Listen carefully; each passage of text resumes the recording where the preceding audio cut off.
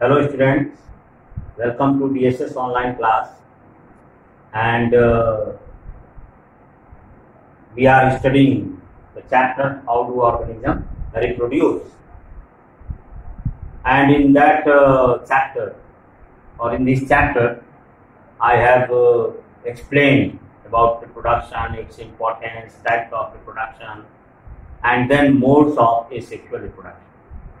So I have sent you link of lecture of topic modes of asexual reproduction, and in that I have explained you the different modes or methods of asexual reproduction. There I discussed you about fission, budding, spore formation, regeneration and fragmentation, and today we will discuss about the next mode of asexual reproduction, that is vegetative propagation. So this one, vegetative propagation, it is also a method or mode of asexual reproduction, and it is the most common. Means it is commonly means this method of asexual reproduction commonly occurs in plants.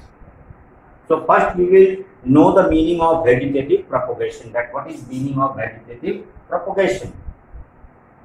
So vegetative propagation is defined as when new plants arise from vegetative parts of plant. Vegetative parts of plants are root, stem and leaves. Root, stem and leaves are considered as vegetative part of a plant, whereas flower is the reproductive part. So when new plants arise from vegetative parts of the plant, that is root, stem and leaves, then that process is known as vegetative propagation. And vegetative propagation, it is of two types. One is natural vegetative propagation and the second one is artificial vegetative propagation. Means vegetative propagation is classified into two types: natural vegetative propagation and artificial vegetative propagation. Now what is natural vegetative propagation? When new plants arise from vegetative parts of plant, that is root, stem and leaf, naturally without involvement of any human activity, then it is known as natural vegetative propagation, and it takes place or new plants arise from root, stem and leaves. For example, if we see the root of certain plants, like if you see the root of guava plant, the roots of sesame plant, beet root, these roots they bear accessory buds on their surface. The roots of these plants they bear accessory buds, or you can say vegetative buds are present on the surface of their root, and on getting favorable condition, these buds germinate and give rise to new plant. So the common example of natural vegetative propagation through roots are guava plant, then sesame plant, beet root, and many more are there. Then vegetative propagation, natural vegetative propagation also occurs through stem. And common example of stem through the common example of vegetative propagation through stem is in your household only materials. You can see, you have seen potato, you have seen onion, you have seen garlic. So if potato is present in your house and it is of old potato of 3 months or 4 months, you will find that over the surface of potato, eye-buds are there, like these structures are present, and these structures are called as eye-buds. And you know that potato is a modified stem, onion is a modified stem, garlic is a modified stem. So on getting favorable condition, these eye-buds they germinate to give rise to new plant. So Here new plant is arising from stem part. Even old onion, if it is present in your house, you have commonly observed that as older that onion is growing. Your green leafy structure arises from that onion. You might have observed carefully in your house. If there is onion, stock of onion or stock of potato in your house, you will find this. So that is the natural mode of vegetative propagation through stems, through leaves. So vegetative propagation, natural vegetative propagation is also reported where new plants arise from leaves, and the best example is Bryophyllum plant. Bryophyllum. And Bryophyllum plant, it possesses spongy leaves, broad and spongy leaves. Means the leaves of Bryophyllum plant is broad and spongy, and it has cut mark on their leaf margin like this. They have cut mark like this, and here vegetative buds are present in these margins, and on getting favorable condition, new plants arise from here. And after growth, they detach from the parent plant, means they break from the parent plant and they grow. Bryophyllum plant is present in your school also. If you enter the main entry gate near the fee counter office, near the office, there you will find that so many Bryophyllum plant is there. And when you will come back to school, I will show you the natural vegetative propagation through leaves. So these are the natural vegetative propagation where new plants are arising from root, stem and leaves. Now the second type of vegetative propagation, that is artificial vegetative. Here the term artificial has been used because in this case, this propagation, artificial propagation, is carried by human activity. Human activity is involved in artificial vegetative propagation. That's why it is known as artificial. And artificial vegetative propagation occurs through cutting of root, cutting of stem, cutting of leaves, layering, and grafting. So these are three methods of artificial vegetative propagation. Now if we see cutting, just now I gave you the example of potato. If you have seen farmers growing potato, what happens? They cut the potato into small pieces in such a way that each piece should have an eye bud. And then after cutting each piece of potato, it is sown in the soil, and when these eye buds they come in contact of soil and moisture, they germinate to form a new plant. So that is the case of cutting. Even if you have seen rose plant, if we cut the stem of rose plant and plant it at some other place, after 2 days you will find that new rose plant has grown there. That is also a stem cutting. That is also example of cutting. Now in case of layering, what is done? Layering is more common in case of pomegranate plant, anar, or in lemon plant, even in jasmine plant. So pomegranate, lemon and jasmine plant, they are herbaceous plant. Means pomegranate and lemon, that is shrub. They are not herb, but they are shrub. And how it is done, how layering is done? A strong, healthy, lower stem. Suppose this is a plant, a small, lower, healthy stem is selected. Suppose this is soil, this is the plant, and these are stem. A healthy lower stem is selected, and this stem is bent and buried under the soil. It is buried under the soil. Now this is the stem, and the stem has nodes, and the nodes, they possess buds. And when these buds come in contact of soil and moisture, these buds germinate to form a new plant. Means from here buds germinate and they give rise to a new plant from here. And then what happens? This stem is cut from the parent plant, and this planted plate is separated and sown as some other place. So this process is known as layering. In cutting, I have given you example of potato, sugar cane also. If you see how sugar cane is sown, if you see the sugar cane, you will find that at a regular interval nodes are present. Like this, suppose this is a stem of a sugar cane, nodes are present here, and these nodes have buds. Here one node is present and they have buds. So farmers, they cut from here in a small piece. This segment is sown in the soil, this segment is sown in the soil, and they give rise to a new plant. That is also a case of cutting. And I have given you example of layering, that how layering is done. A strong, healthy lower stem is selected and it is buried in the soil and covered with mud or soil.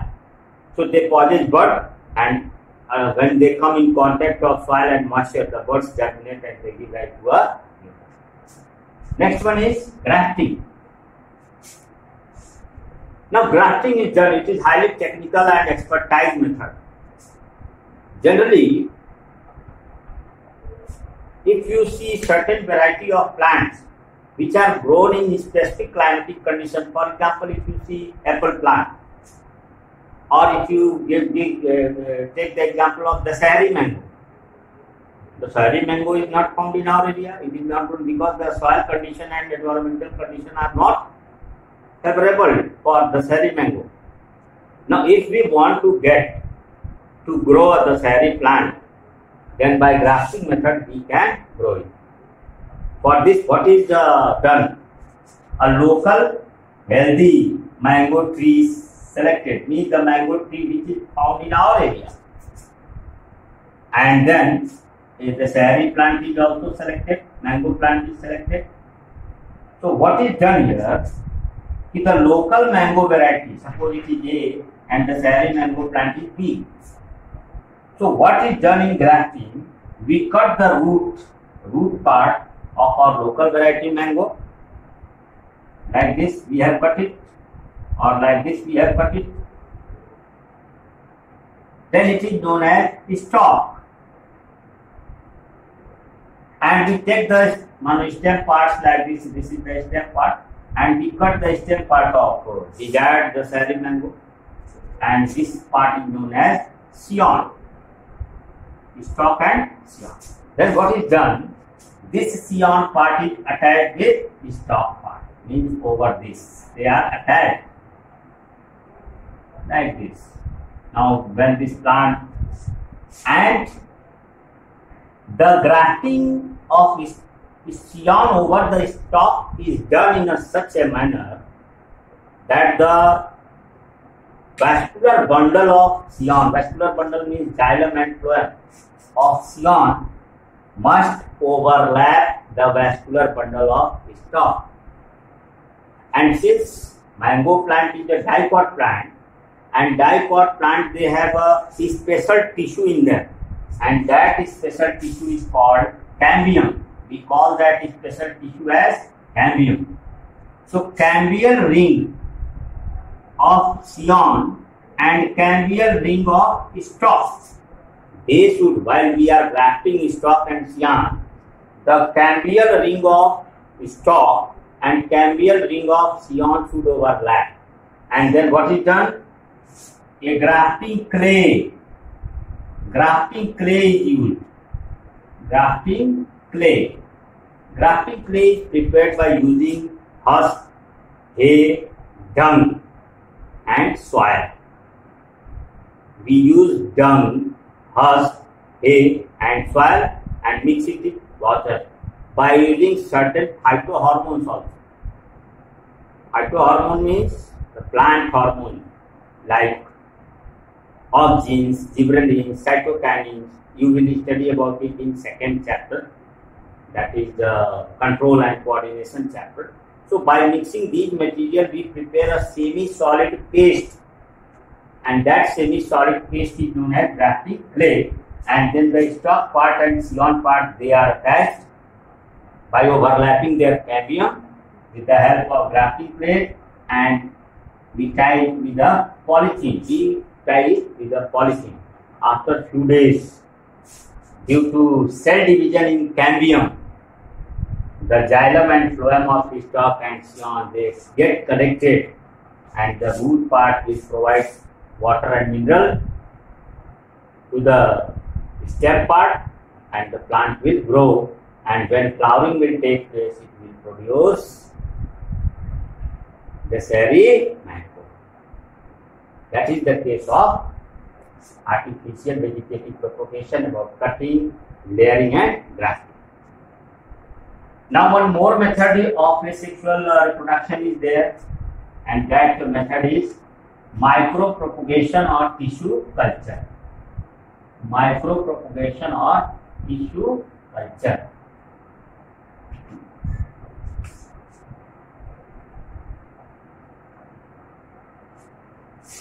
And this is the last method of asexual reproduction, that is called micropropagation. Micropropagation or tissue culture. It is also a method of asexual reproduction, and it is also advanced technique, advanced and expertise technique of growing new plants in short period of time. In this method, what is done? A healthy plant is selected. Suppose this is a healthy plant, and these are its stem and branches. And you have studied about meristematic tissue. And in 9th class, meristematic tissue are of three types as per the location in the plant body: apical meristem, lateral meristem, and intercalary. So here what we do, we select apical bud, and apical bud contains apical meristem, and meristematic tissue has ability to divide and re-divide. The cells of meristematic tissue, they divide and re-divide. Then we take a cell from apical bud and we prepare a nutritive solution. A nutritive solution is prepared by mixing all the essential chemicals which are necessary for the proper growth and development of the plant. So a nutritive solution is prepared, nutritive solution, or we call it as culture medium. Nutritive solution or culture medium. We prepare a culture medium, and then this cell is placed in this solution. After few days, what we will see, when this cell will get nutrients, it will divide and re-divide again and again, because it is meristematic cell and it forms a cellular mass. Here like this, due to cell division in the meristematic cell, it forms a cellular mass, and this cellular mass is called callus. And after again few days, we will find that there is differentiation in callus and a small plantlet is released. This the callus differentiate to form plumule and radicle. A radicle and plumule are formed due to differentiation in the callus. A radicle give rise to root system and plumule give rise to shoot system. And a small plantlet is ready. And now this plantlet is transferred to the nurseries for their further growth and development. So in this manner, micropropagation or tissue culture is performed. That's all about the methods of asexual reproduction, and other things. Sexual reproduction we will discuss in our next class.